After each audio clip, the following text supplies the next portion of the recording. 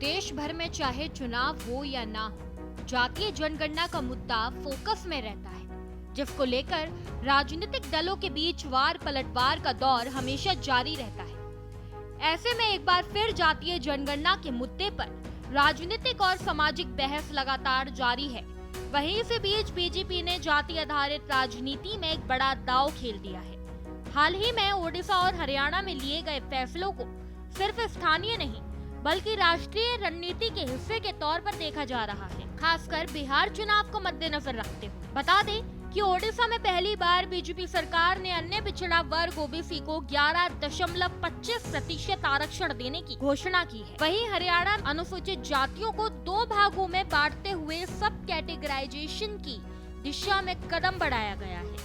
इन फैसलों को सामाजिक न्याय की राजनीति के तहत बीजेपी की नई दिशा माना जा रहा है, जो जाति आधारित राजनीतिक विमर्श को नई धार देने की कोशिश है। वहीं कई लोगों का कहना है कि पार्टी इन मॉडल्स को बिहार में होने वाले आगामी विधानसभा चुनाव में एक एग्जाम्पल के रूप में पेश कर सकती है, ताकि ओबीसी और एससी वर्ग के मतदाताओं को अपनी तरफ किया जा सके।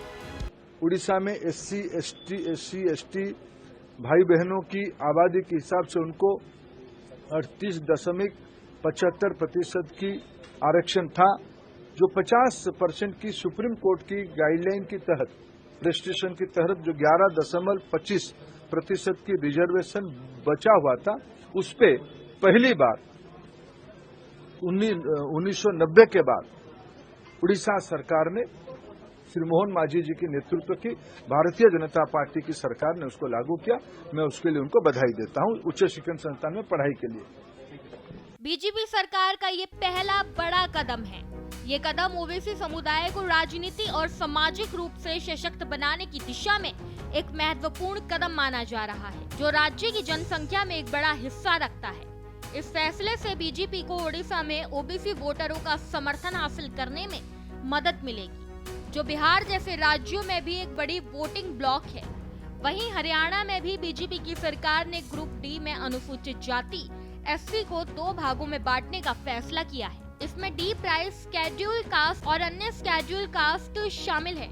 ये फैसला सुप्रीम कोर्ट के हालिया आदेश के बाद लिया गया, जिसमें राज्य को एससी को सब कैटेगराइज करने की अनुमति दी गई।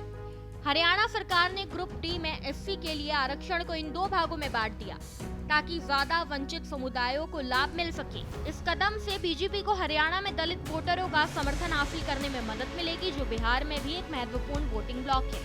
देखिए, बिहार में इस साल होने वाले चुनावों को देखते हुए बीजेपी के इन कदमों को एक मास्टर स्ट्रोक माना जा रहा है। बिहार में जाति आधारित राजनीति बेहद खास है और ओबीसी दलित वोटरों का समर्थन हासिल करना किसी भी पार्टी के लिए किसी कुंजी से कम नहीं है।